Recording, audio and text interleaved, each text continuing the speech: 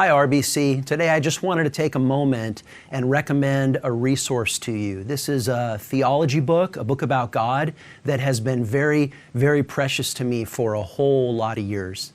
Back when I was a young man, maybe 19, 20, I asked my pastor at the time, Pastor John MacArthur, I said, I want to read a theology book. What theology book should I read? And this is the book that he recommended to me, and I went out and got it that night, and I've probably read it 4 or 5 times since then. This is my copy of it. It's called A Body of Divinity by Thomas Watson. And you don't have to go out and buy it even. It's public domain. You can get the whole thing online for free. One thing I like about it is you don't have to read it cover to cover. There's about, say, 8 to 10 pages each on all of these different subjects, and you can dip into it wherever you want to dip into it. Dip in on the subject of faith, on the subject of peace, on the subject of joy. Dip in on the subject of God's providence, God's justice, God's mercy. But it's just a wonderful resource with sound theology, and it practically applied with a lot of illustrations. It's an older book, but it's really, really easy to read and really helpful. Let me share with you 2 little things or 3 little things that he says in the section on the providence of God, because I picked it up and reread that section a couple of days ago, the providence of God. The way he starts that section is he simply asks the question, what is the providence of God?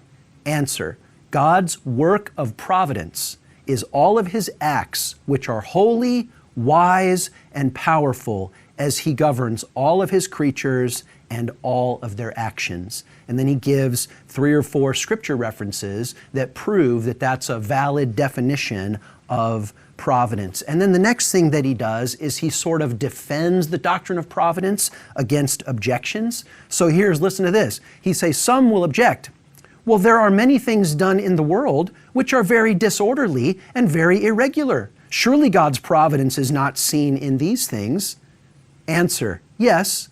Though things seem to us irregular, God makes use of all things for his own glory.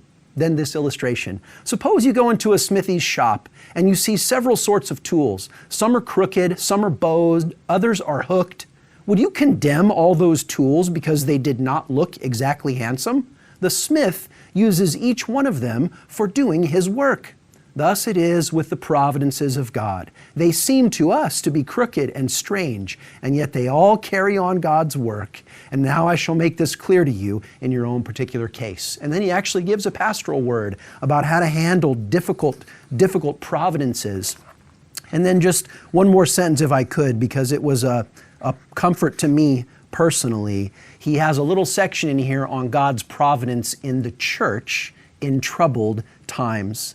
And he says this, be comforted especially with respect to God's providence over his church. What a miraculous protection God gives to his church. God, by his providence, will preserve his church in the midst of all of her enemies. His church is a spark kept alive in the ocean.